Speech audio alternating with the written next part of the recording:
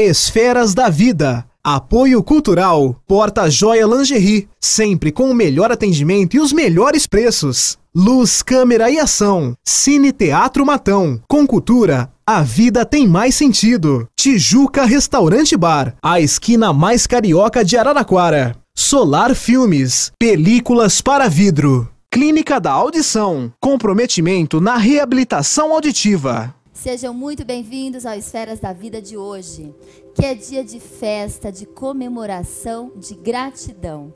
Há um ano, o Esferas da Vida estreava na TV. Além de que hoje é dia 3 de outubro, data de nascimento do codificador do Espiritismo. E o programa é dedicado a ele, a Allan Kardec. Preparem-se, o Esferas da Vida está no ar. A alma que é vibração, vida e essência das esferas.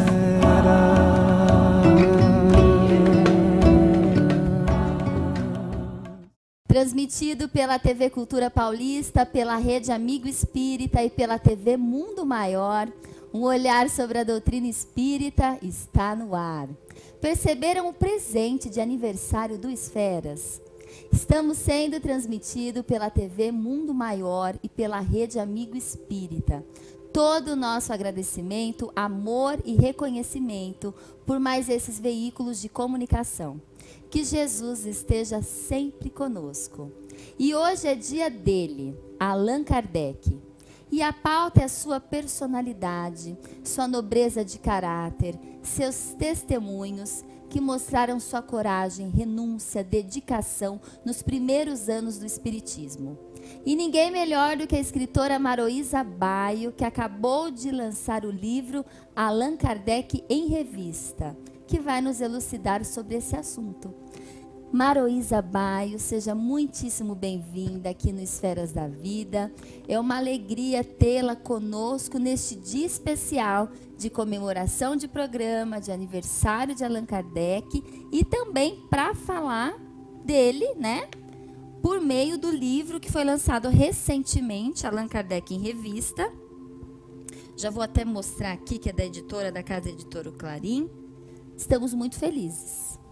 Eu também, Priscila, agradeço muito, é uma honra participar com vocês numa data tão especial. Aliás, duas, o aniversário de Kardec e o aniversário do Esferas. Muito obrigada pela oportunidade. Nós que agradecemos e hoje a gente tem uma pauta interessante, que na realidade a gente não vai falar especificamente das obras da doutrina espírita, que são extremamente importantes, sim, mas hoje a gente vai entender um pouquinho mais, aprofundar na personalidade de Allan Kardec. Sim.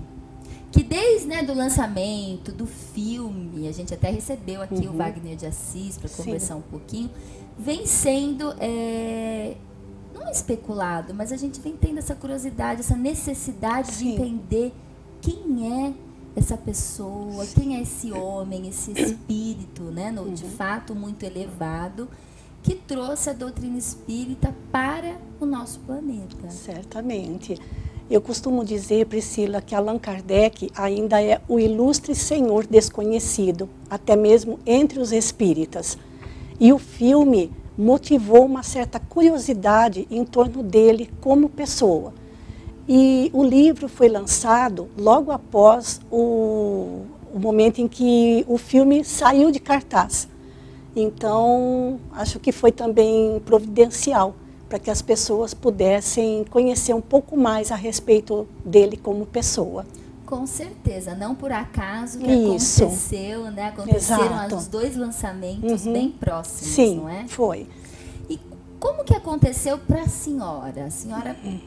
Como que aconteceu a idealização deste livro? Certo. Tudo começou, na verdade, o meu interesse pela Revista Espírita, Priscila. Em 2008, eu participei de um seminário na cidade de Araras com o Raul Teixeira. E o objetivo do seminário era justamente falar sobre a Revista Espírita, que em 2008 completava 150 anos do seu lançamento. E neste seminário, ele incentivou muito a leitura da revista e até passou algumas dicas para a gente, para poder fazer a leitura de uma maneira mais leve.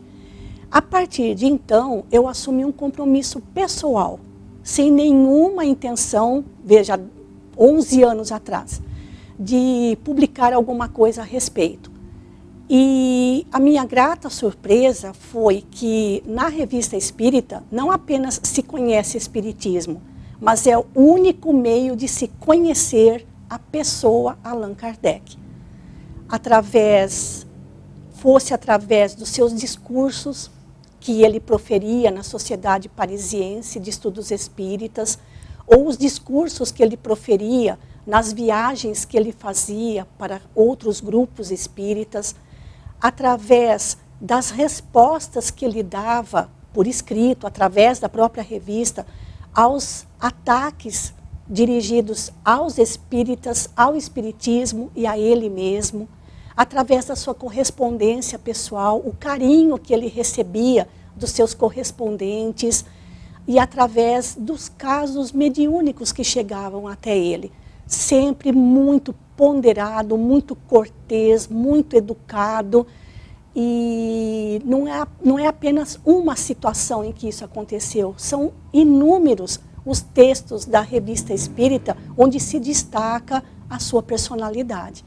Então, como no nosso grupo espírita, do qual eu faço parte, nós temos um informativo mensal, me veio a ideia de pegar esses textos onde se destacava a personalidade dele, fazer um bom resumo adequado para o nosso propósito dentro do nosso informativo. E a partir disso comecei a colecionar, né, deixar selecionados esses textos que passam de 130. E o ano passado eu já comecei a pensar, puxa vida, em 2019 serão tratados, né, mais uma vez, a questão da desencarnação de Kardec. E pela proximidade com a turma da editora Clarim, me veio instantaneamente, por que você não escolhe alguns textos para fazer um volume? Mas nessa escolha você tem que escolher com o coração, porque foi isso que eu encontrei na Revista Espírita. Allan Kardec, coração. E uma vez, conversando com o Orson, que ele queria, porque queria que eu fizesse uma entrevista com ele a respeito da Revista Espírita, eu falei, mas já tem tanta gente trabalhando, falando sobre a Revista Espírita, e ele me respondeu assim, Priscila, mas não tem nenhum coração feminino. Então foi com esse olhar. Grande Orson, né? Peter Carrara. Não tem ninguém com o coração feminino olhando para os testemunhos de Kardec. Então, dos 130, mais ou menos, não foi fácil selecionar 40, com esse propósito. Aqui no livro tem 40 capítulos. 40 capítulos, testemunhos de Allan Kardec sobre alguma questão que ele passava naquele momento da sua vida. A senhora escolheu com o coração. Sim, com o coração, exatamente. Com um objetivo que as pessoas que pudessem ler o livro tivessem a mesma emoção que eu, lá no meu cantinho, onde eu faço as minhas leituras, os meus estudos, eu ia me deparando com um ser extraordinário. Quais são as principais características de Allan Kardec na sua análise, Maroísa? Bom, olhando com o coração, claro, eu encontro em Allan Kardec um ser humano muito acima do homem comum, habituado a longos e profundos raciocínios em torno de questões importantes para a humanidade. E dentro dos artigos, dos textos que a gente escolheu, fosse respondendo aos seus adversários, fosse analisando os fatos mediúnicos que chegassem às suas mãos, fosse nos seus discursos, ou até mesmo nas cartas que ele recebia dos seus amigos. Eu vejo em Kardec muitas virtudes, Priscila, mas todas elas virtudes cristãs. O homem educado, cortês, sempre direcionado pelo bom senso, sensato, calmo. E conforme eu ia me deparando com situações onde essas características eram muito notórias, eu falei assim, pô, acho que é por isso que as pessoas assim ficam com um certo receio de se aproximar de Kardec. Porque é uma educação tão refinada, um homem tão ponderado, tão sensato, que para nós, na nossa cultura brasileira, ele pareceria uma pessoa insensível. Não sei se você consegue perceber. Fria? Fria. Porque o brasileiro é pura emoção e Kardec é razão. E até mesmo na maneira dele expressar a sua alegria, ele é sempre muito cordato, muito controlado. Impulsividade jamais. Nenhuma. E outra coisa, ele nunca bateu boca de tirar satisfação, seja de um jornalista ou de alguma autoridade da igreja, ou fosse quem fosse, de debater, de bater boca, de conversar, de questionar, de tirar satisfação frente a frente.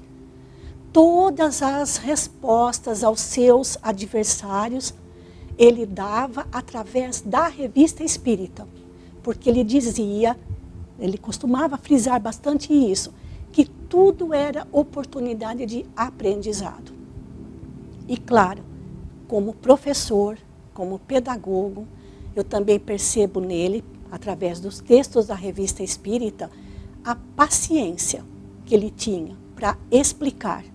Mas vejam, explicar escrevendo, várias e várias vezes, porque as pessoas de localidades diferentes faziam as mesmas perguntas. Então ele reunia... E naquele tempo não tinha impressora. Não tinha impressora, não tinha pense bem, né? Tudo à mão, né? Muito cuidado para não errar, porque senão tinha que começar todo o texto novamente. Então, a resposta ele dava coletivamente, através da Revista Espírita. Porque, não para diminuir os seus detratores, os seus adversários, mas como meio de aprendizado. Ele era muito educado, Priscila, educadíssimo. Olha, é interessante o fato que a Revista Espírita foi fundada logo após o lançamento do Livro dos Espíritos. Foi. Então, a partir do momento que ele lançou o Livro dos Espíritos, em 1857, isso. Em 1858 ele já lançou a revista. Ele sentiu essa necessidade de publicar mensalmente, era uma revista mensal, é isso? Isso. Mensalmente, conversas com os telespectadores, não, no caso, né? Certo. Com os seus correspondentes, leitores, isso. E dúvidas sobre o Livro dos Espíritos. Sobre a doutrina espírita. Veja bem, Priscila, na época em que Kardec pensou em lançar um periódico espírita, nas Américas, sobretudo nos Estados Unidos, já existiam 18 jornais ou revistas falando sobre espiritismo. E na França e na Europa não tinha nenhum. Nossa! Pois é. Então, antes que alguém tomasse a dianteira dele, vejam, não por vaidade, mas porque o livro... Por responsabilidade, exatamente. O Livro dos Espíritos tinha 8 meses de publicação. Então, ele se adiantou para manter fidelidade à doutrina, porque outra virtude que eu observo em Allan Kardec, como nos espíritos superiores, é a fidelidade à tarefa assumida. Então, ele começou a publicar a revista por sua própria conta e risco.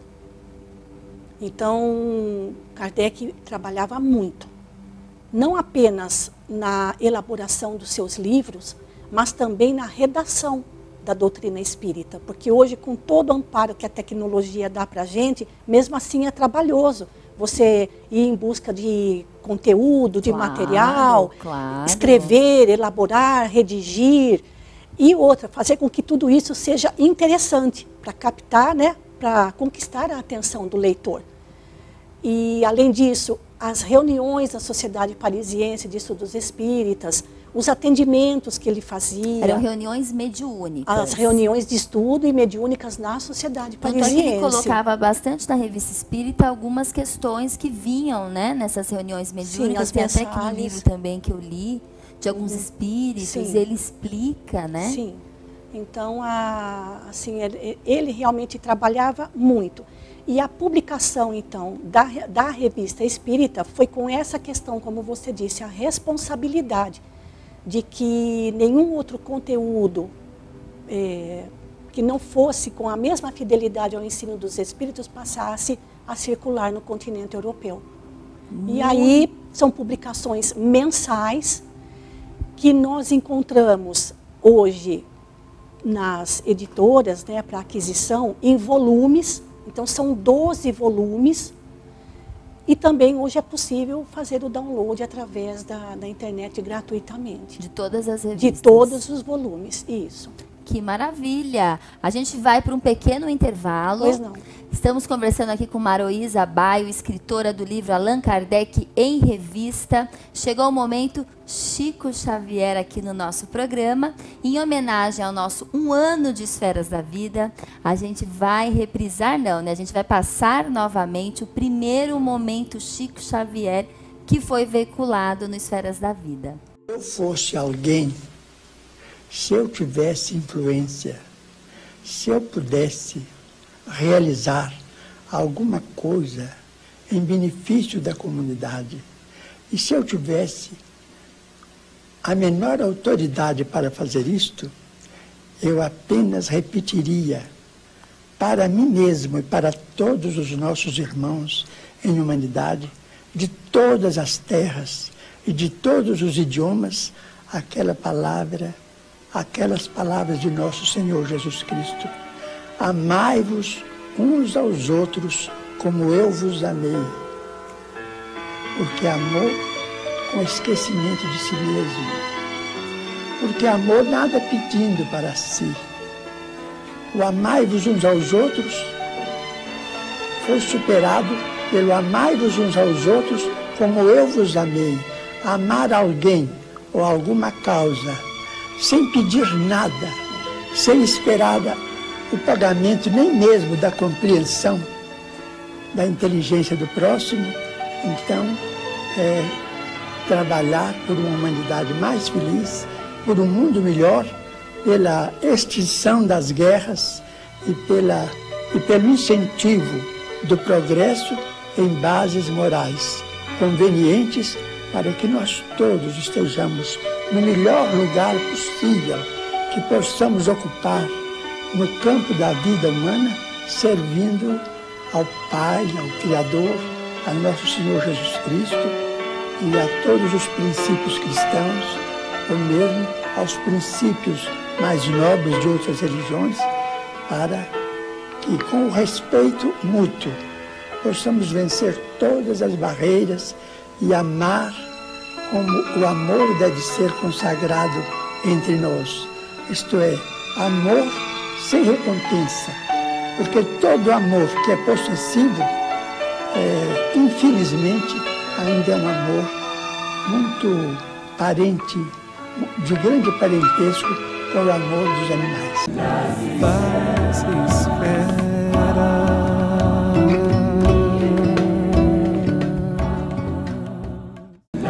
Paz espera.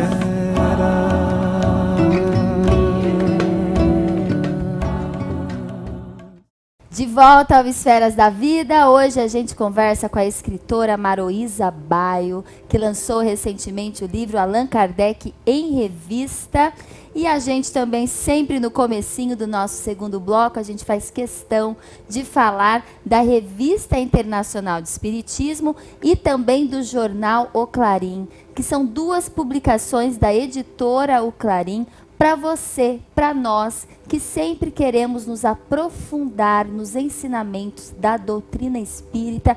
Eu aproveito e vou falar aqui para a Maroísa Baio falar um pouquinho da revista, porque a senhora também é escritora da revista mensal, não é isso, Maroísa? Sim, Como articulista, Priscila, eu comecei bem timidamente em 2011, mas me acolheram com tanto carinho que eu acabei me encorajando e continuei enviando alguns textos mensalmente para eles. E o trabalho da Revista Internacional de Espiritismo, fundada por Karl-Barth Schutel, para o movimento espírita brasileiro, considerando que ele estava no interior do estado de São Paulo. Matão. Né? E com a tecnologia possível na época, até mesmo para conseguir o papel, para imprimir a revista, o jornal, o Clarim. Era um trabalho assim, para quem realmente tinha muita garra e muito amor pela doutrina. Então, a Revista Internacional de Espiritismo, ela, além de trazer notícias do movimento espírita brasileiro e internacional, ela é bastante diversificada.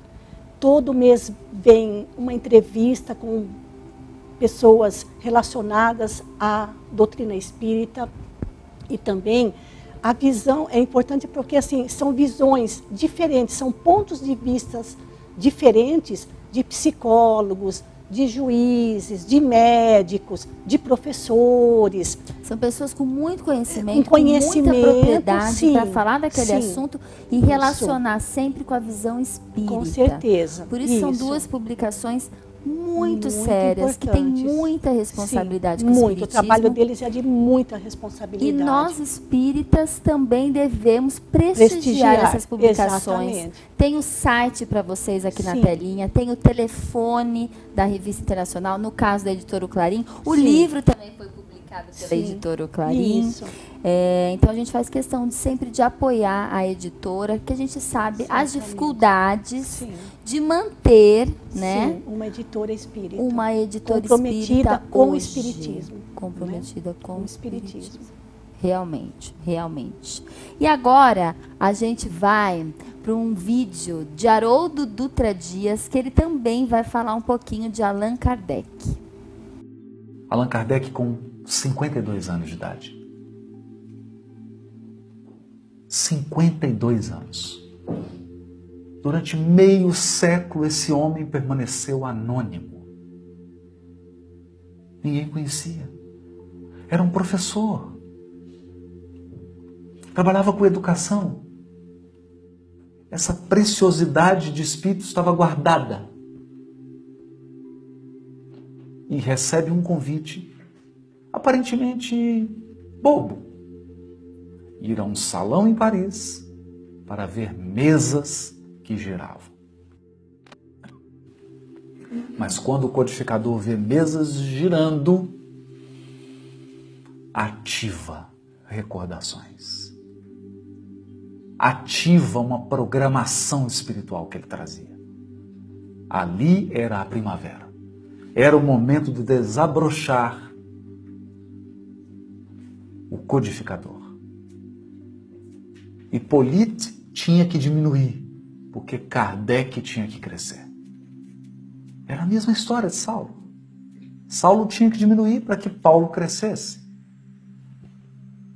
Então, é bonito no livro Obras Póstumas, quando Kardec fala da revelação da sua missão. Quem revela a missão a ele é o próprio Espírito Verdade. Ele pergunta, é verdadeiro essa informação de que eu tenho uma missão? É verdade. Você tem uma missão. E eu posso falhar? Pode. Pode. A primeira coisa que você pode fazer para falhar é começar a dizer da sua missão. Se você começar a falar sobre ela, é o primeiro passo para falhar. Mas não se preocupe, porque Deus não coloca seus planos sobre os ombros de um homem. Se você falhar, já temos outros.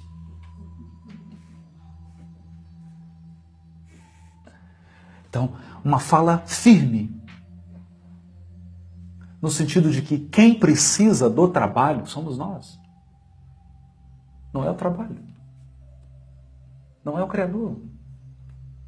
O trabalho vai ser feito por milhares de outras pessoas. A honra de assumir o trabalho é nossa. O ganho é nosso. Por isso que Paulo assumiu tão rápido, e Kardec também. E ele pergunta, eu serei amparado? O Espírito de Verdade responde, nós estaremos ao seu lado. E ele começa com todas as dificuldades. Allan Kardec, num determinado momento, escreve uma carta comovedora, que está nos arquivos particulares de Canuto Abreu. Ele escreve assim: meu guia espiritual, espírito de verdade, hoje estou urinando sangue. Não tenho nenhum dinheiro. Por dedicar toda a minha vida ao espiritismo, estou sendo sustentado pela minha mulher. Vocês prometeram proteção. Ele então recebe uma mensagem do Espírito de Verdade. Porque ele pergunta. A pergunta que ele faz é: vocês se preocupam com as minhas dificuldades financeiras? E o Espírito de Verdade responde: se nós não nos preocupássemos, seria sinal de que não te amamos. Imagine, seria sinal de que não te amamos. E o recurso vinha pequeno, o estritamente necessário, mas vinha. E esse homem corajoso dá conta da sua missão. Em outra mensagem, o Espírito de Verdade diz para ele, quando revela a missão: você poderia viver muito mais, mas por causa da sua missão, viverá pouco. Porque toda a sua energia será gasta na divulgação do Espiritismo. Isso vai consumir todas as suas forças. E de fato foi assim. Kardec tinha um encontro, era um encontro de espíritas na Europa. E ele já não estava muito bem de saúde, e ele disse para Amélie: se eu desencarnar, você não vai cancelar o encontro. Não vai cancelar. Certo dia ela atende o portão, tem um infarto fulminante e o seu corpo cai no chão. Amélie, mesmo viúva, faz o velório, toma todas as providências e vai para o encontro, como havia prometido. Esse senso de realização, porque as pessoas não nascem grandiosas, elas se tornam grandes na tarefa. Elas se engrandecem à medida que cumprem a tarefa. Não é assim um milagre. Você vai cumprindo e vai se agigantando espiritualmente à medida que cumpre o dever. Haroldo Dutra Dias, sempre muito conciso, né? Sempre muito capaz aí quando fala da doutrina espírita, um grande estudioso. E eu gostei muito quando ele fala que as pessoas se tornam grandes na tarefa, não é um milagre, né? A pessoa se agiganta espiritualmente na medida que cumpre os deveres, assim como aconteceu com Allan Kardec, né? Quem precisa do trabalho somos nós, sim, não é, Maruísa? Sem dúvida. É a questão daquilo que eu tinha comentado com você anteriormente. Admiro muito, não somente em Allan Kardec, mas naqueles que abraçam uma tarefa, a fidelidade. E Allan Kardec era extremamente fiel aos espíritos superiores que o assessoravam, mas também era fiel à sua tarefa com a doutrina espírita. Porque não é virtude fácil de ser conquistada, a fidelidade. Com certeza. Tem uma frase de espírito, né, de verdade, que ele fala para Kardec: a missão dos reformadores está cheia de escolhas. Sim. E de perigos, e a tua é rude. Sim. Disso te previno, porque é o mundo inteiro que se trata de agitar e transformar. Sim. Então ele foi muito bem amparado pela espiritualidade, mas claro que ele também foi avisado que a missão não seria fácil. Não. Mas ele mostrou toda, né, o preparo. Sim. a sua própria característica, a sua própria personalidade de ser realmente um homem muito cordato, educado, controlado emocionalmente, tinha que ser assim, para enfrentar o que ele enfrentou. Porque os dois grandes adversários de Kardec, inicialmente, Priscila, foram a Igreja Católica e a imprensa. Depois, com o passar do tempo, os adversários da doutrina passaram a ser os falsos espíritas. Vamos falar sobre isso? Como que ele lidava com as críticas da imprensa, da igreja e dos falsos espíritas e falsos amigos, né, no caso? Bom, vamos fazer uma comparação com hoje. Se a gente visse alguma calúnia a nosso respeito nas redes sociais, ou uma calúnia a respeito da tarefa que a gente esteja desenvolvendo, seja espiritual ou não, qual seria a nossa reação? A gente já queria ir colocar as coisas em prato limpo. E ele jamais teve atitudes assim na precipitação. E às vezes... Ele não era polêmico, ele fugia da polêmica. Fugia da polêmica e procurava fazer com que aquela situação fosse motivo de aprendizado, sem jamais desmerecer o seu adversário.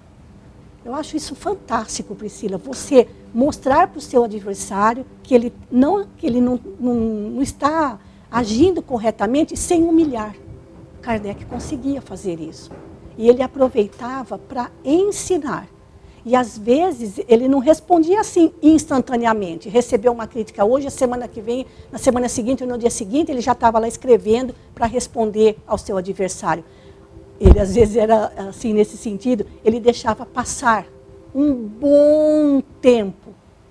E às vezes só no ano seguinte é que ele ia responder à crítica que ele havia recebido. Olha que lição pra gente. A gente teria paciência para tanto. Porque a gente às vezes age tanto na impulsividade. Exatamente. Ou no momento, a gente fala até no calor do momento, no calor a gente das precisa emoções, pensar, ter exatamente. paciência. Entender se aquela crítica realmente, de fato, às vezes até é verdadeira. No caso de Allan Kardec, não, mas pra gente, às vezes, tem críticas que fazem a gente crescer, né? A gente perceber as nossas questões. Isso. Então, a gente precisa primeiro pensar muito antes de agir, é isso? Bastante. E em relação aos seus adversários, são muitos casos, foram muitas as situações vivenciadas por ele, tanto os adversários da imprensa da Europa, como a própria igreja. Mas se você me perguntar, então cite um caso particular, olha, eu teria que ficar pensando, porque são tantos casos. E em relação à postura da igreja, mas deixa eu só te contar uma coisa. Em relação à postura da igreja, a coisa chegava a um tal nível, Priscila, que as autoridades religiosas proibiam os andarilhos, os mendigos, os necessitados, a receberem alimento das mãos dos espíritas. Recusavam-se a enterrar uma pessoa, porque sabendo que ela tinha sido pervertida pela crença de um tal Allan Kardec. Então, foi muito ferrenha essa perseguição. E as pessoas obedeciam, Maroísa? Não se sabe. Não, mas Kardec abordava essas questões que foram inúmeras, foram muitas as situações.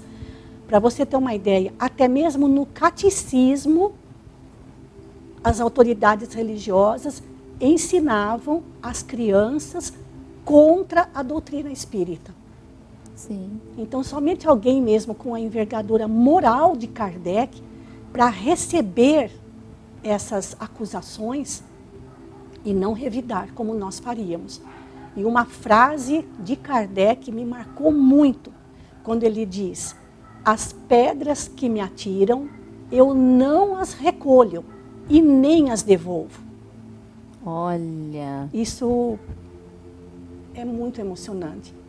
Como que dizendo, eu tenho tanto para fazer, tenho tanto o meu compromisso, a minha fidelidade à doutrina, aos espíritos que me assessoram é tão grande que eu não posso perder tempo com isso. E não é nem às vezes questão de perder tempo, é todo aprendizado, Sim, né? Uma pessoa que educação. codificou o livro dos espíritos, o livro dos médios, o evangelho segundo o espiritismo, com todo esse conhecimento, ele vivenciou Sim. os ensinamentos que ele codificou. Sim. Ele era uma pessoa Sim. que, de fato, né, Sim. vivenciava o que ele ensinava. O que ele né? ensinava. E agora você me perguntou a respeito dos falsos amigos, dos falsos espíritas. São duas situações que nós colocamos no livro. Um grupo de espíritas queria realizar, achou por bem realizar reuniões espíritas sem fazer prece. Ou seja, a prece foi abolida das reuniões que eles faziam. Esse é um caso. E Kardec trata disso com a maior delicadeza. E a outra situação desses falsos espíritas é que eles queriam realizar reuniões espíritas sem espíritos, ou seja, sem comunicações com eles. Eles queriam fazer reuniões mediúnicas? Não, reuniões sem espíritas, mas onde não existisse mais comunicação com os espíritos. E isso para Allan Kardec era, de fato, errado. Era como se fosse uma... Não digo errado, ele coloca como uma ingratidão. Porque justamente os espíritos que tanto nos auxiliam e auxiliaram na elaboração dessa ciência, né, e que tantas orientações traziam aos necessitados, ser deixado de lado, e mesmo o trabalho de assistência espiritual aos espíritos necessitados, ele considerava isso como uma ingratidão, uma falta de caridade. Porque para Kardec, Priscila, toda comunicação mediúnica era importante. Todo diálogo, fosse com um espírito ainda renitente no mal, ou um espírito elevado, todos eles, Kardec tratava com a máxima lisura e educação. Ele tratava os espíritos com muito respeito. Bem. Com A muito gente vai respeito. falar mais sobre Tá esse bom. assunto de como Kardec lidava com os espíritos. No próximo bloco, a gente vai para um pequeno intervalo e a gente já volta com mais Esferas da Vida. Das esferas. Das esferas.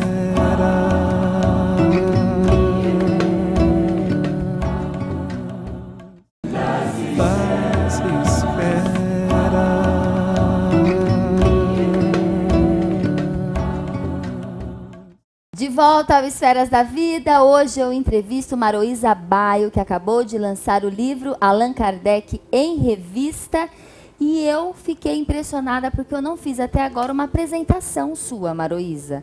Eu costumo fazer no primeiro bloco, mas eu não posso esquecer e eu vou fazer agora. Posso fazer a sua apresentação? Claro, por Maroísa Foster Pellegrini Baio é natural de Limeira, onde sempre residiu, graduada em Ciências da Computação pela Universidade Estadual de Campinas e licenciatura plena em Matemática pela Universidade Metodista de Piracicaba. Atualmente está aposentada da tarefa como professora de matemática no ensino médio. Espírita desde a mocidade, dedica-se aos estudos doutrinários e tarefas assistenciais. Desde 2002 participa das atividades do Grupo Espírita Allan Kardec em Limeira, fundado juntamente com seu esposo e amigos. Coordena grupos de estudos do Evangelho, atua como expositor e articulista da Revista Internacional de Espiritismo, que a gente falou, e também do jornal Tribuna do Espiritismo. Muito bom. Não poderia deixar de fazer uma apresentação da senhora. A senhora veio direto de Limeira aqui para os estúdios do Esferas da Vida em Araraquara, e a gente conversa sobre Allan Kardec. E a gente terminou o último bloco falando que a gente ia aprofundar na questão de como Allan Kardec tratava, lidava com os espíritos.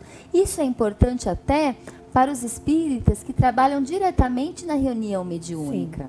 Sem dúvida. Né, para saber como que era o comportamento de Allan Kardec numa reunião mediúnica. E pelo que a senhora falou, independente do grau evolutivo do espírito, era exemplar. Conta mais, assim. A palavra da senhora, senão eu fico falando aqui. Muito respeito, Priscila. Ele tratava a todos, encarnados e desencarnados com um grande respeito. Em relação aos espíritos, ele, na Revista Espírita, ele tinha uma seção da revista chamada Palestras Familiares de Além-Túmulo, onde ele publicava os diálogos mantidos com espíritos das mais diversas categorias, dos mais diversos níveis, das mais diversas situações e que tenham desencarnado também de maneiras as mais diversas possíveis. E a gente observa isso, mesmo entre os mais obstinados no mal, até os mais evoluídos, ele tratava a todos igualmente com o mesmo respeito. Ele não agia por entusiasmo. E mesmo nas correspondências que ele recebia de várias localidades, inclusive do Peru, das Ilhas Maurícias, eram lugares muito distantes, e do interior da Europa, da própria França, relatando para ele casos mediúnicos, às vezes surreal. Ele não analisava aquilo na precipitação. Quando ele não tinha a resposta adequada, ele aguardava o decorrer dos fatos para que, através daquela situação, pudesse surgir um ensinamento na relação entre o mundo material e o mundo espiritual. É bastante conhecida, bastante conhecido. Ele era um grande pesquisador. Sim, um grande pesquisador. Né? Sim. Ele não deixava nada. Nada. E sempre procurando tirar lições para compartilhar. Nada ficava com ele. Nós temos o caso dos processos de Morzine, uma aldeia no interior da França, onde a maior parte da população estava obsediada, o que nós chamaríamos hoje, assim, completamente loucos. E chegou ao conhecimento dele e, assim, analisando aquilo com muita cautela, com muita propriedade. E, enfim, são muitos relatos que a Revista Espírita traz para a gente, para conhecer também essa postura de Kardec em relação aos espíritos com os quais ele mantinha diálogo. E isso é muito importante para quem trabalha hoje nas reuniões mediúnicas, né? A lidar com os espíritos e até com a mediunidade, porque ele tem uma frase que ele fala, que eu até peguei aqui do livro da senhora, que a mediunidade não é nenhum sinal de mérito pessoal. Porque às vezes, né, a gente encontra, não espírita necessariamente, eu sou médium. Sim. Como se fosse algo, algum sinal, algum mérito. E no caso, o mérito é o uso que você faz da sua mediunidade. Como que você se porta sendo instrumento. E qual que era a postura de Kardec em relação aos médiums? Porque a gente viu até no filme do Wagner de Assis, né, que ele deixava bem claro que os médiums, nem colocou o nome dos médiums para protegê-los também, né? Em toda a Revista Espírita, Priscila, eu encontrei duas situações onde Kardec tece elogios, mas não é tecer elogios de maneira assim, desproporcionalmente falando. Ele elogia justamente a postura cristã do médium. E ele fala, que inclusive faz parte do livro, sobre uma médium de cura, denominada a senhora Désirée Godot, porque ela, além de ser médium de cura, ela era uma pessoa caridosa.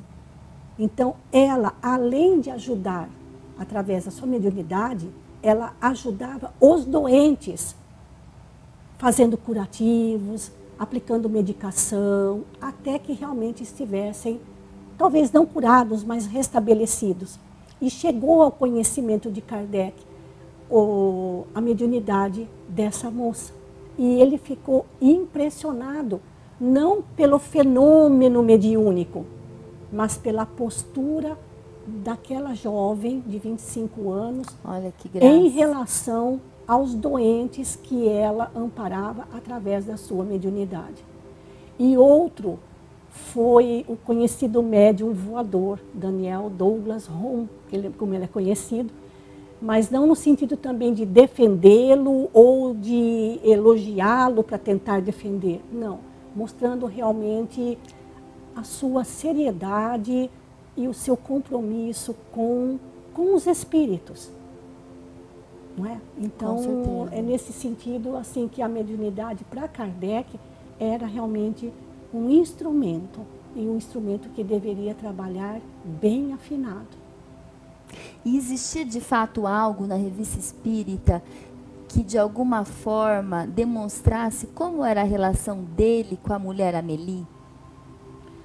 Uma grande companheira, como o filme mostrou bem isso, né, Priscila? Um papel muito forte de Amélie, sim, neste processo de Kardec. Sim. E ela esteve também, assim, a presença dela na desencarnação de Kardec, embora estejamos comemorando o seu aniversário, mas a gente aprende muito com os momentos que antecederam e os que vieram após a desencarnação de Kardec, onde eles, como casal, Kardec não se sentindo bem, né, com as dores da angina, eles já com todos os convites expedidos para a inauguração da livraria espírita, não podia, né, o deslocamento era longo, difícil, então eles combinaram, né, se alguma coisa acontecesse com ele, que ela fosse e fizesse a inauguração da livraria espírita. Mas ele estava pensando que talvez estivesse apenas com um mal-estar, né? Jamais poderiam imaginar que algumas horas antes ele já deixaria aqui a sua tarefa. Ele desencarnou um pouquinho antes dessa na véspera, inauguração, né? na véspera. E a Amélie fez o que ele pediu. Fez exatamente o que ele pediu. E aí no dia 2 de abril ele foi sepultado. E logo ela inaugurou, logo depois do velório, do sepultamento. Não, ela deixou o velório e foi a inaugurar a livraria espírita. Então a gente aprende muito. Que convicção na doutrina espírita, não é? O amor. Que convicção na imortalidade da alma. Exatamente. De que ele na realidade não morreu, ele desencarnou e estava em outro plano. Sim. Porque ela, né? Apesar do sofrimento e do susto. Apesar do susto, da dor, existe, por mais que nós saibamos que, né, da imortalidade da alma, ela realmente se comportou como um espírito. Sim. E uma coisa também que a gente encontra na Revista Espírita, Priscila, Kardec abrindo seu coração falando sobre a doutrina espírita. Kardec amava a doutrina espírita, amava. E ele fala assim com o coração, tratando da doutrina, quando se tratava da doutrina. E ele era tão organizado, tão metódico, tão correto nas suas tarefas relacionadas à doutrina espírita, que ele dizia que ele não queria deixar nada errado, para que a doutrina não caísse no ridículo por causa dele. E mais ainda, que se na história do Espiritismo o nome dele sequer aparecesse, ele não se importaria absolutamente. Veja que desprendimento, porque a gente faz tanta questão de assinar embaixo, que foi a gente que fez, não é? Realmente, e ele não se importava com isso. A doutrina espírita, acho que depois de Amélie Boudet, foi o grande amor da vida de Kardec. Ele dedicou sua vida inteira, sim, a partir, né, dos 52 anos. Isso, é uma grande lição, né? Porque às vezes uma pessoa chega aos 52 anos, aos 60 anos, acredita que não tem muito ainda o que fazer. E a missão de Allan Kardec, de fato, começou, né, com o Espiritismo, né? Sim. A partir dos 50 e poucos anos. Certamente. E a gente pode finalizar o nosso programa, Maroísa Baio, e eu queria perguntar para a senhora que mensagem, quem é Allan Kardec hoje para você, para a gente finalizar? Quando você pensa em Allan Kardec... Quando eu penso em Allan Kardec, e justamente nessa postura dele de amor à doutrina, eu me emociono bastante.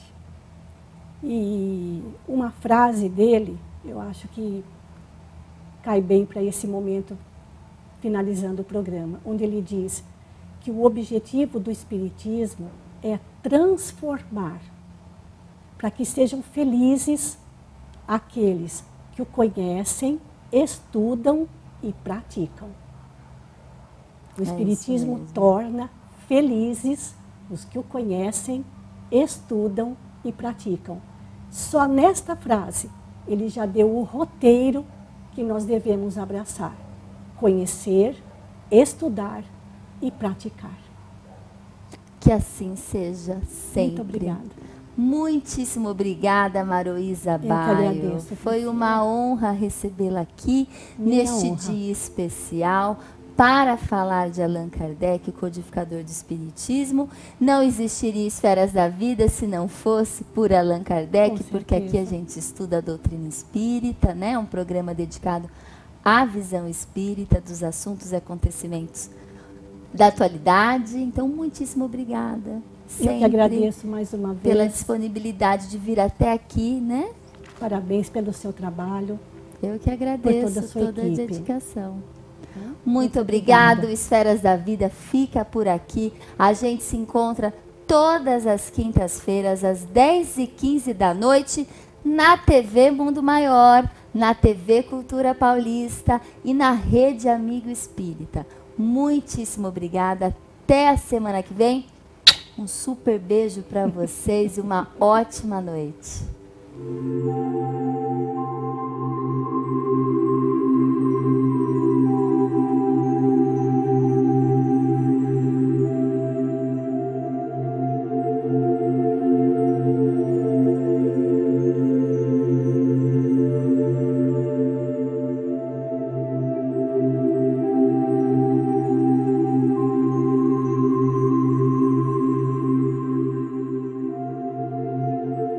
Esferas da Vida. Apoio Cultural. Porta-Joia Lingerie. Sempre com o melhor atendimento e os melhores preços. Luz, câmera e ação. Cine Teatro Matão. Com cultura, a vida tem mais sentido. Tijuca Restaurante Bar. A esquina mais carioca de Araraquara. Solar Filmes. Películas para vidro. Clínica da Audição. Comprometimento na reabilitação auditiva.